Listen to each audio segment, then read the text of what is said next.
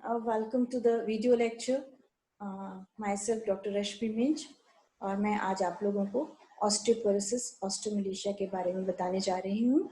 और मेरा लेक्चर मुख्य रूप से एमएससी फूड एंड न्यूट्रिशन की छात्राओं के लिए है।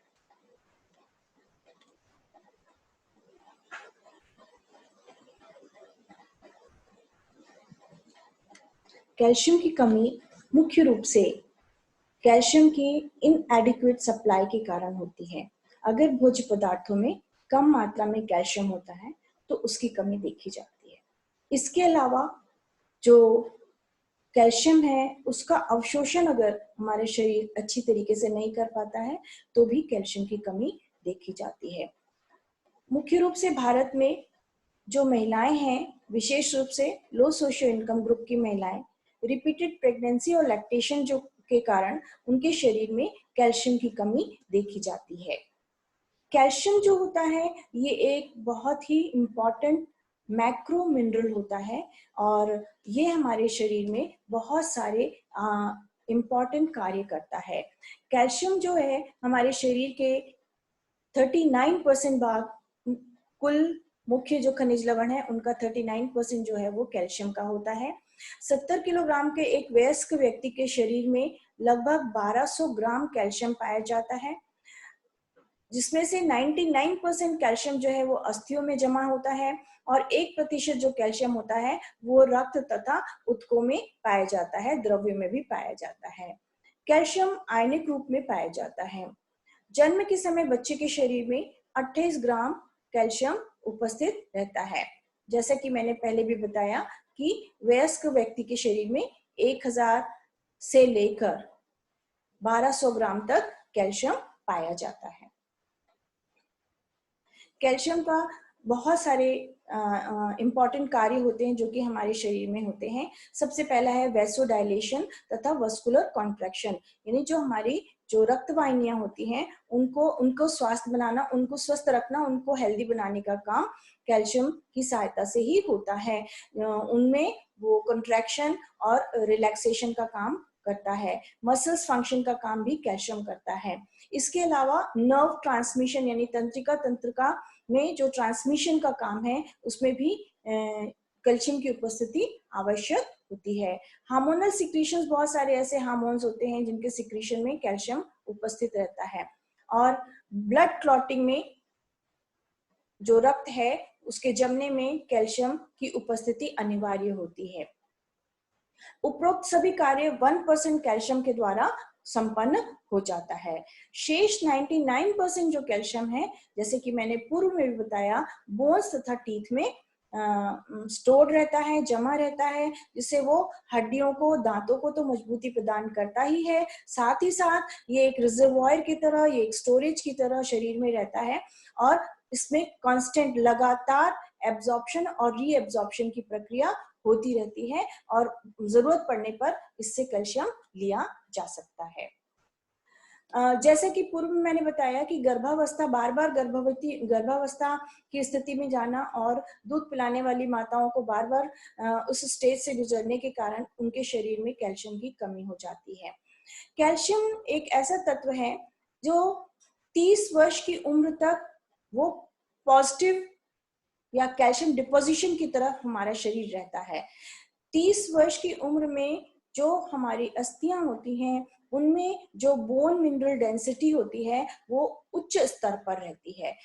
पीक बोन मास का मतलब यह होता है कि बोन मिनरल डेंसिटी बिल्कुल उच्चतम स्तर पर रहती है और ये आयु जो रहती है वो लगभग 30 वर्ष की उम्र की रहती है।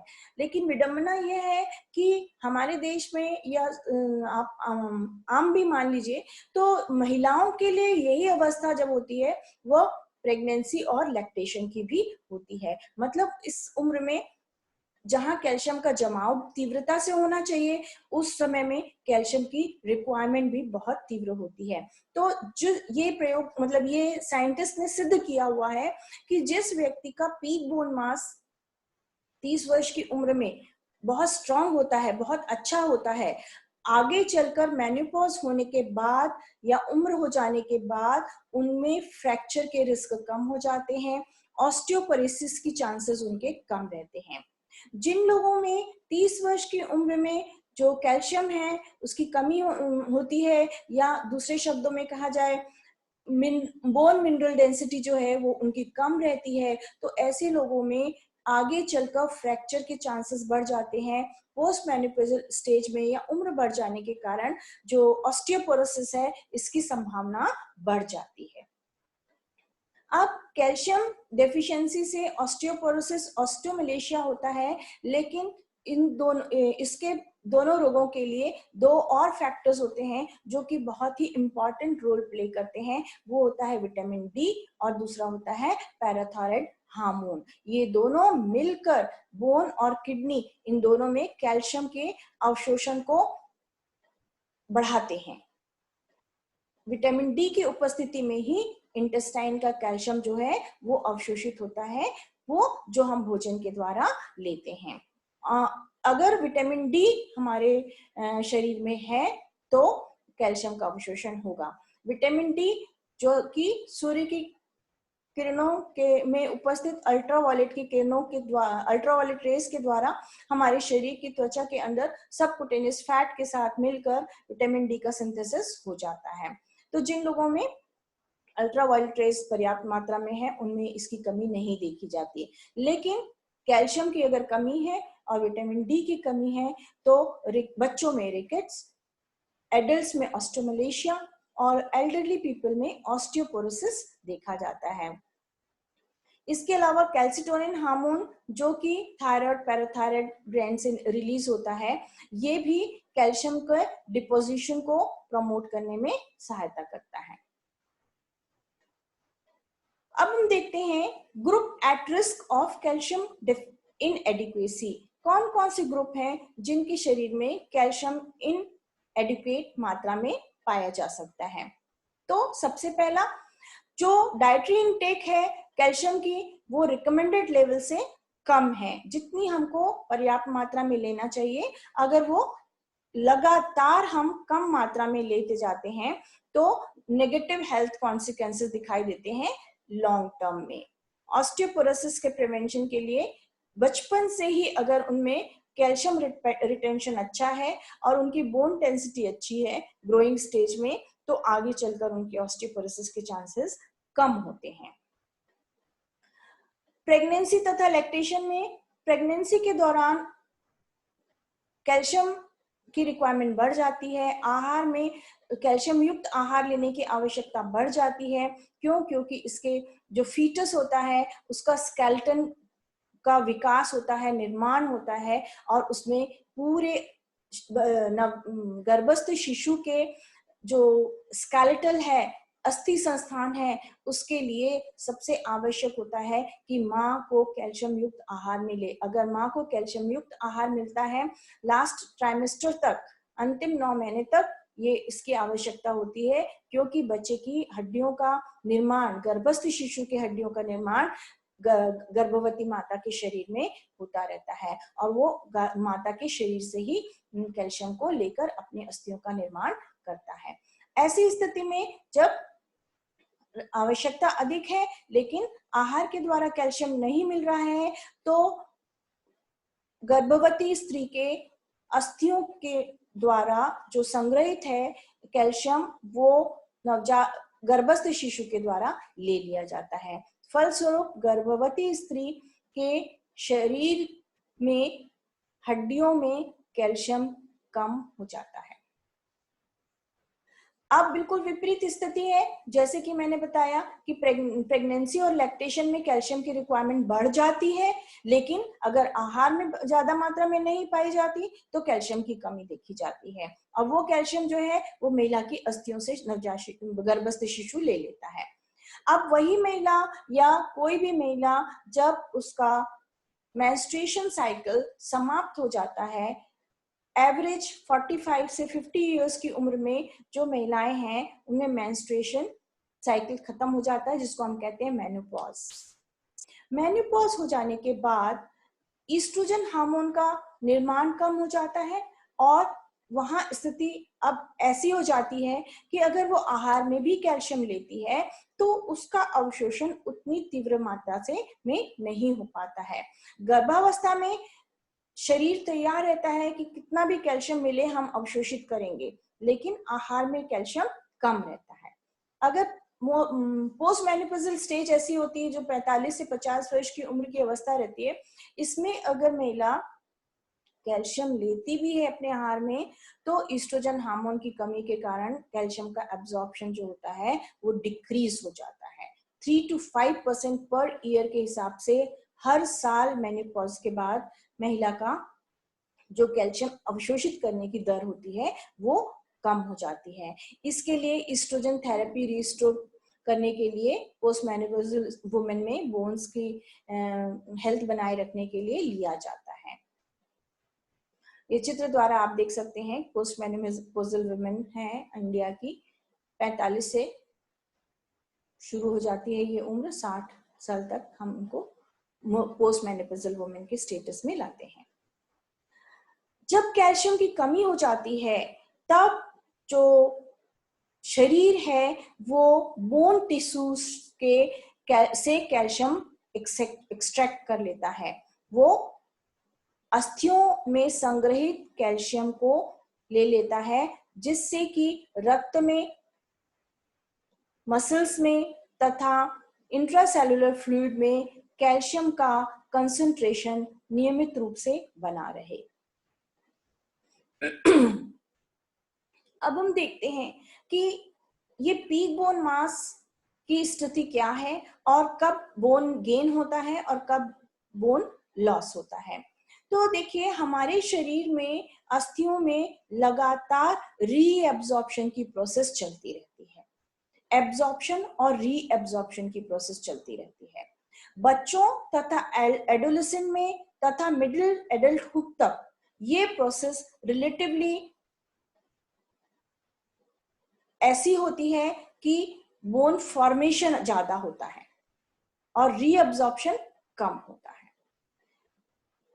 उसके बाद की जो अवस्था होती है उसमें बोन फॉर्मेशन कम हो जाता है और बोन का रीअब्जॉर्प्शन जो होता है वो बढ़ जाता है। इसीलिए जो पोस्ट मेनोपॉजल वुमेन होती हैं उनमें ऑस्टियोपोरोसिस जैसे रोग होने की संभावना बढ़ जाती है। प्रेवलेंस ऑफ ऑस्टियोपोरोसिस, तो world wide millions of people जो हैं वो ऑस्टियोपोरोसिस से ग्रस्त हैं। इसका मुख्य कारण लाइफस्टाइल भी है। जो लाइफस्टाइल डिसऑर्डर्स होते हैं, जो शारीरिक अक्रियाशीलता, शारीरिक श्रम नहीं करना, एक्सरसाइज नहीं करना, सही आहार ना लेना, ये बहुत सारे कारण हैं जिससे कि ऑस्टियोपोरोसिस देखा जाता है।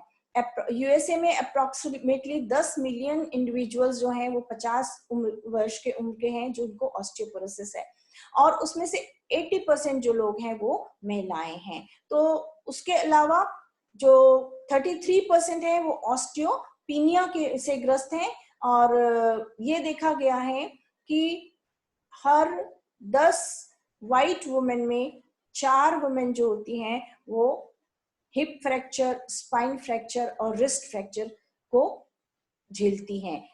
ऑस्टियोपोरोसिस का होना मतलब हड्डियों का कमजोर होना, और हड्डियों का कमजोर होना इसका मतलब ये है कि फ्रैक्चर्स बढ़ जाना। तो हिप फ्रैक्चर, स्पाइन फ्रैक्चर और रिस्ट फ्रैक्चर्स देखे जाते हैं।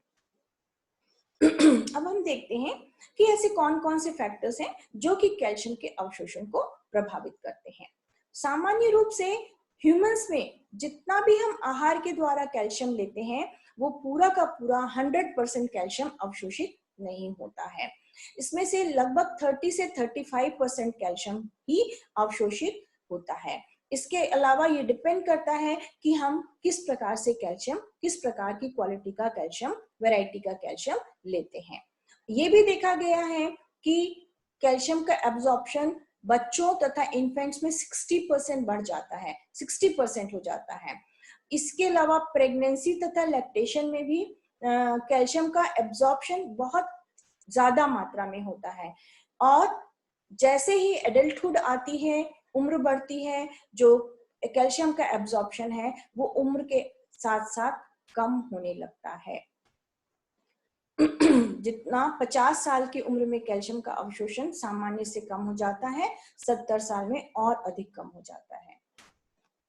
देखिए, इसके द्वारा हम देखते हैं कि कैल्शियम की 75% जो आवश्यकता है वो दूध और दूध से बने हुए पदार्थों के द्वारा तथा बहुत सारी हरी पत्तेदार सब्जियों के द्वारा पूरी हो सकती है। अब एब्जॉर्प्शन को फेवर कौन कौन सा करता है, मतलब कौन कौन सी स्टेज में एब्जॉर्प्शन अच्छा होता है। आप लेफ्ट साइड का गोले को देखिए तो इन्फेंसी में, एडोलेसेंस में और प्रेगनेंसी में, ठीक है। इसके अलावा हाई कैल्शियम फॉस्फेट रेशो जब होता है, जब ब्रेस्ट मिल्क बनता है तब, तो ऐसे समय में कैल्शियम का एब्जॉर्प्शन ज्यादा होता है। कैल्शियम का एब्जॉर्प्शन कम होता है, राइट हैंड साइड में देखिए, जब लो कैल्शियम फॉस्फेट होता है। इसके अलावा फाइटेट और ऑक्सलेट प्रेजेंट होते हैं या फिर कैल्शियम की डेफिशिएंसी होती है। कैल्शियम एक बड़ा ही सेंसिटिव मैक्रो मिनरल है, ये बहुत जल्दी क्रिया कर लेता है। जब हम भोजन में कैल्शियम लेते हैं, उसी भोजन में यदि फैटिक एसिड है तो वो कैल्शियम उससे रिएक्ट करके कैल्शियम फाइटेट बना लेता है। अगर उस आहार में सब्जियां हैं तो उसके ऑक्सैलिक एसिड से रिएक्शन करके वो कैल्शियम ऑक्सलेट बना देता है। दोनों ही अवस्थाओं में ये कैल्शियम फिर शरीर के लिए अनुपलब्ध हो जाता है। इसके अलावा जब विटामिन डी की कमी है तो हमारी जो इंटेस्टाइन्स हैं वो कैल्शियम को अवशोषित नहीं कर पाती। लाइफस्टाइल में एक्सरसाइज नहीं करना, इनएक्टिव रहना, सेडेंटरी लाइफ लीड करना, डाइटरी इनटेक सही नहीं रखना, गैस्ट्रोइंटेस्टाइनल ट्रैक्ट का पीएच सही नहीं होना, ये बहुत से कारण हैं जो कि कैल्शियम के अवशोषण को प्रभावित करते हैं। उसमें से एक और प्रमुख है HCl इन स्टमक, अर्थात जो हमारा आमाशय है उसमें अम्ल की उपस्थिति कैल्शियम के अवशोषण को बढ़ाती है। तो 80% लॉस जो होता है, वो एब्जॉर्प्शन जो होता है वो यही होता है यदि अम्ल उपस्थित नहीं रहता है। तो ये देखा गया है कि जो पोस्ट मेनोपॉजल वुमेन है, जैसे जैसे उम्र बढ़ती है, स्टमक में जो अम्ल होता है उसका सिक्रीशन कम होने लग जाता है। तो अम्ल जैसे जैसे कम सिक्रीट होता है, स्रावित होता है, वैसे वैसे कैल्शियम का अवशोषण भी कम होने लग जाता है। तो कैल्शियम की कमी भी होने लग जाती है अम्ल की कमी के कारण। देखिए चित्र के द्वारा, reduced stomach acid includes a diet of overcooked, overprocessed, lifeless food। ये सब चीजें जो होती हैं एंजाइम एक्टिविटी को कम करती हैं और कैल्शियम का अवशोषण बाधित हो जाता है। इंटेस्टाइनल हेल्थ यदि पुअर है, किसी व्यक्ति को क्रॉन्स डिजीज है, कोई इरिटेबल बॉवल सिंड्रोम है, किसी को अल्सरेटिव कोलाइटिस है, ऐसे समय में भी कैल्शियम का अवशोषण प्रभावित होता है। फास्फोरस की मात्रा भी, फॉस्फेट की मात्रा भी कैल्शियम के अवशोषण को प्रभावित करती है।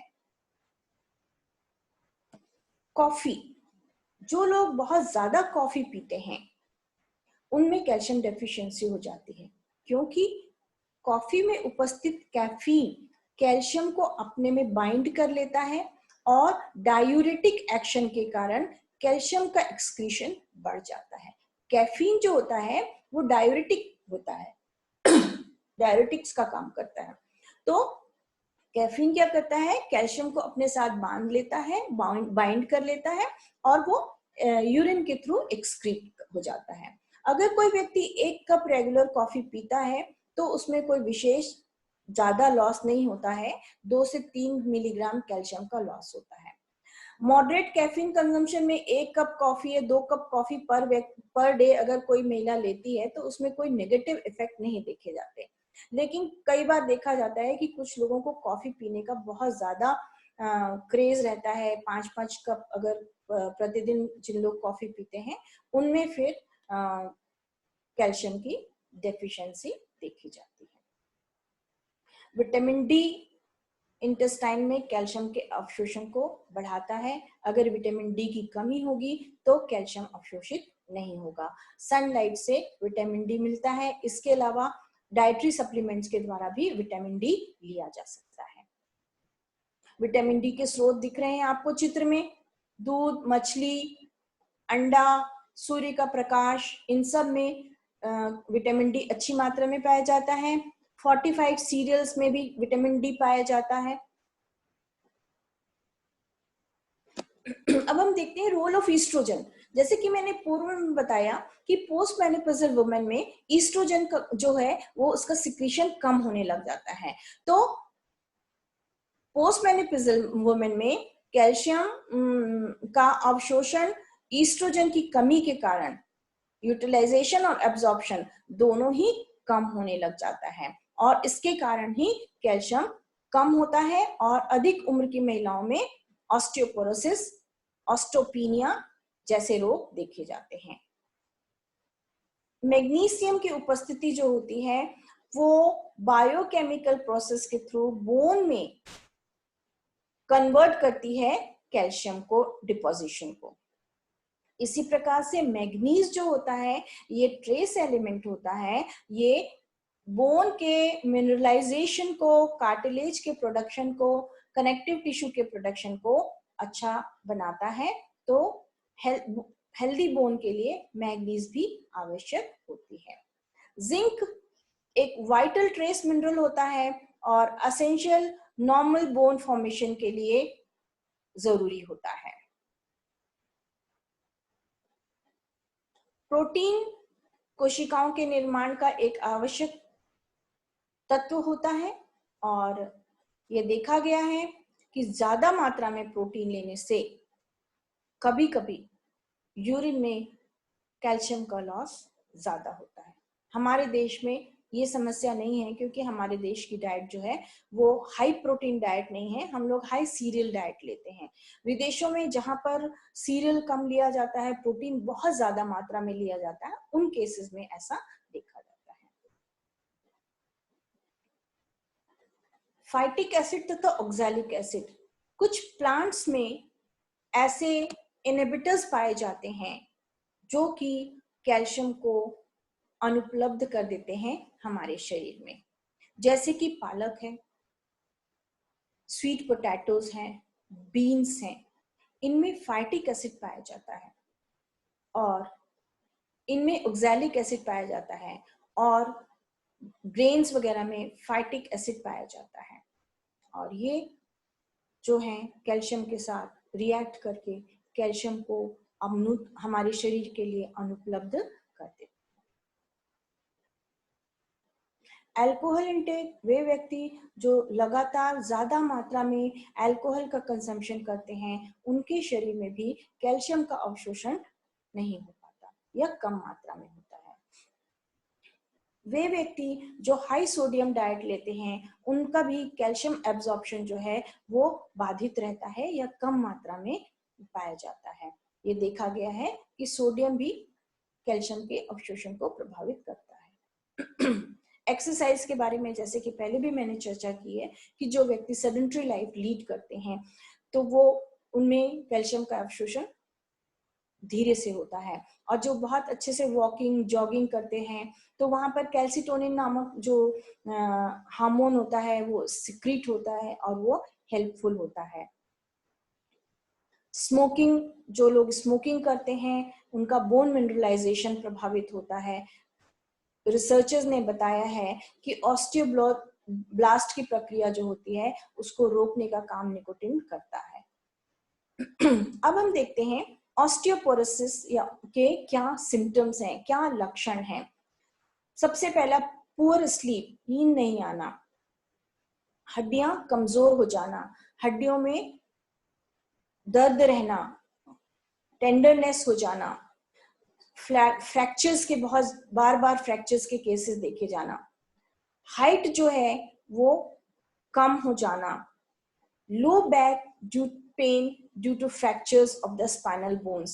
स्पाइनल बोन्स में भी फ्रैक्चर हो जाता है जिसके कारण लगातार जो बैक में है पेन रहता है, दर्द रहता है। इसके अलावा स्टूप्ड पोस्चर हो जाता है जिसको हम काइफोसिस कहते हैं। ये देखिए हिप फ्रैक्चर का ये चित्र में आपको दिख रहा है कि किस तरह से अस्थियां जो हैं वो कमजोर होने के कारण बहुत आसानी से जरा से झटके में या धक्के में टूट जाती हैं, फ्रैक्चर हो जाता है। ये कैल्शियम की कमी के कारण होता है।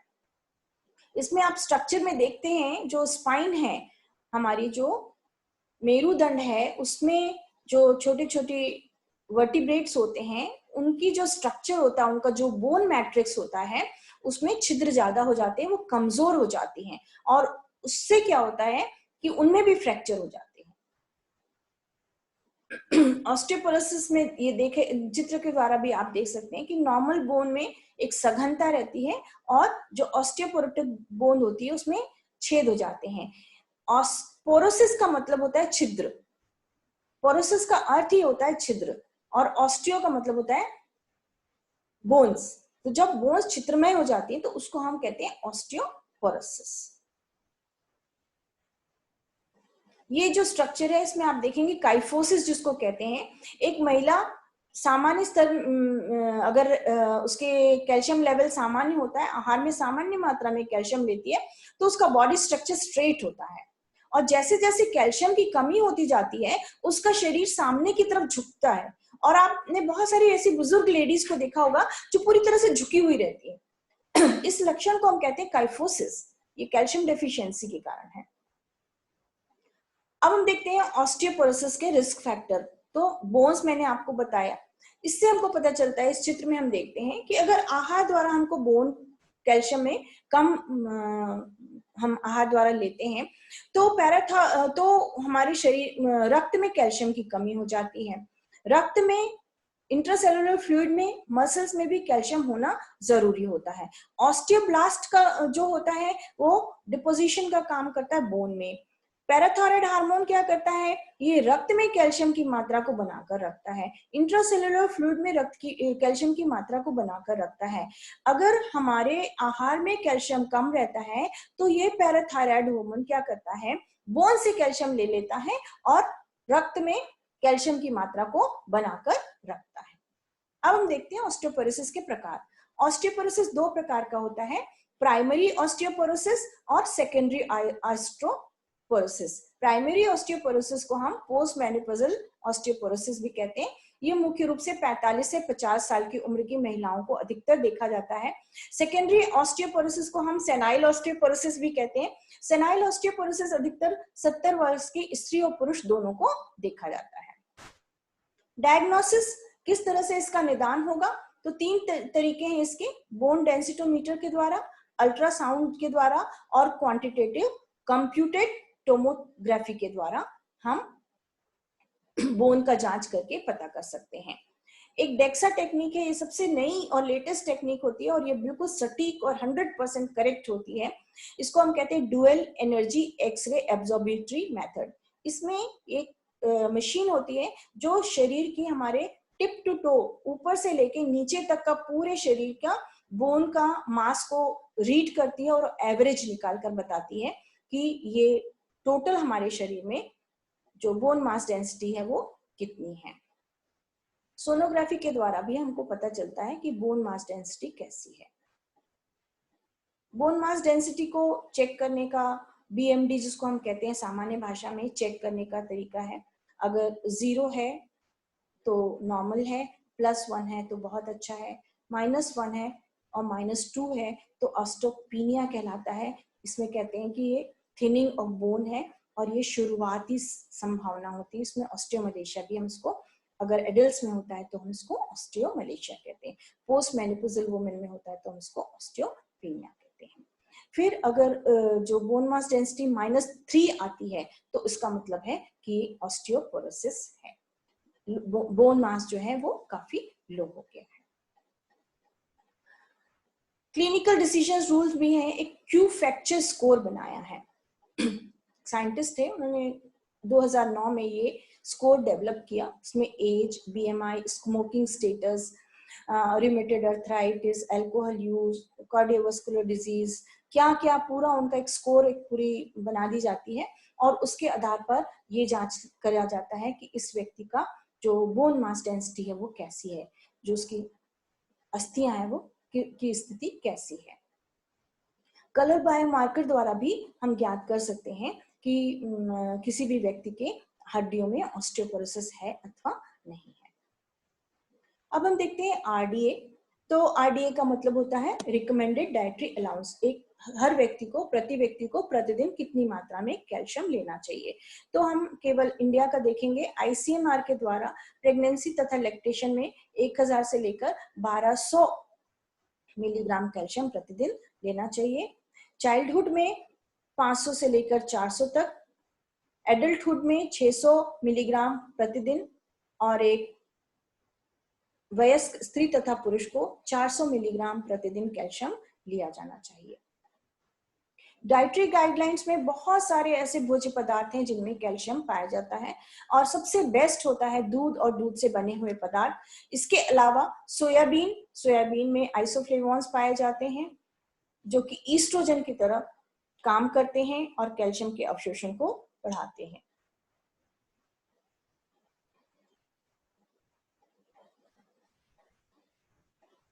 मिल्क एंड मिल्क प्रोडक्ट्स में दूध है, दही है, पनीर है, छाछ है, इन सब चीजों में कैल्शियम बहुत अच्छी मात्रा में पाया जाता है। अगर ये इनका प्रयोग प्रतिदिन किया जाए तो कैल्शियम की कमी नहीं होगी। हरी पत्तेदार सब्जियों में बहुत अच्छी मात्रा में कैल्शियम पाया जाता है। इसमें विशेष रूप से मैं आप लोगों को बताना चाहती हूँ, जो मुनगे की पत्तियां होती हैं उनमें लगभग 400 मिलीग्राम कैल्शियम होता है। 100 ग्राम मुनगे की पत्ती में 400 मिलीग्राम कैल्शियम होता है, जो एक वयस्क व्यक्ति की प्रतिदिन की कैल्शियम की आवश्यकता को पूरा कर सकता है। अगर हम ये कहते हैं कि लो सोशियो इनकम ग्रुप के लोग हैं वो अपनी कैल्शियम की आपूर्ति कर सकते हैं, तो जी हाँ, बिल्कुल कर सकते हैं। मुनगे की पत्ती बहुत सस्ती है या निःशुल्क मिलती है, और गाँव में आम इसके पेड़ लगे हुए होते हैं। अगर इसका सेवन अगर कोई महिला दिन प्रतिदिन करे तो कभी भी उसको कैल्शियम की डेफिशिएंसी नहीं होगी। तो इस प्रकार से हम देखते हैं मछलियों में जो छोटी मछलियां होती हैं जिनको बोन सहित खाया जाता है उनमें कैल्शियम बहुत अच्छी मात्रा में पाया जाता है। नट्स में उसमें जैसे कि आपको बादाम है, पिस्ता है, इन सब चीजों में अच्छी मात्रा में कैल्शियम पाया जाता है। आजकल जो ब्रेकफास्ट सीरियल्स हैं उनमें 45 कर दिया जाता है, कैल्शियम को डाल दिया जाता है, और इससे हमको कैल्शियम काफी अच्छी मात्रा में मिल जाता है। लाइफस्टाइल जो है अगर उसको परिवर्तित किया जाए तो हम आराम से बहुत आसानी से ऑस्टियोपोरोसिस जैसे रोग से निजात पा सकते हैं। जैसे कि हमको इन सब चीजों को कम करने की चाहिए, जैसे कि हमको लो सॉल्ट डाइट लेना है, हाई सॉल्ट डाइट नहीं लेना है, चाय कॉफी बहुत ज्यादा नहीं लेना है, एक्सेसिव अल्कोहल का प्रयोग नहीं करना है, बॉडी वेट को बहुत ज्यादा नहीं बढ़ाना है, फाइबर इंटेक को हमको बहुत हाई नहीं रखना है, बहुत हाई रखना है, फिजिकल एक्टिविटी को रखना है। तो इस तरह से हम देखते हैं कि हम किस प्रकार से कैल्शियम युक्त आहार ले सकते हैं और ऑस्टियोपोरोसिस नामक रोग से निजात पा सकते हैं। इसके अलावा जिनको सीवियर रूप से ऑस्टियोपोरोसिस की कमी हो जाती है, जैसे कि हमने पोस्ट मेनोपॉजल वुमेन की बात की, तो कभी कभी आहार के द्वारा आपूर्ति नहीं हो पाती है, तो हम उनको कैल्शियम सप्लीमेंट्स लेने की सलाह भी देते हैं। कैल्शियम सप्लीमेंट्स जो होते हैं वो दो फॉर्म में आते हैं, एक होता है कैल्शियम कार्बोनेट के फॉर्म में और दूसरा होता है कैल्शियम साइट्रेट के फॉर्म में। कैल्शियम कार्बोनेट ज्यादा कॉमन फॉर्म में है, पाई जाती है, सस्ती होती है और आसानी से मिल जाने वाली गोलियां होती हैं। तो इस प्रकार से हम गोलियों के प्रयोग के द्वारा भी कैल्शियम की पूर्ति कर सकते हैं। धन्यवाद। आशा करती हूँ कि आपको ये लेक्चर समझ आया होगा। Thank you so much.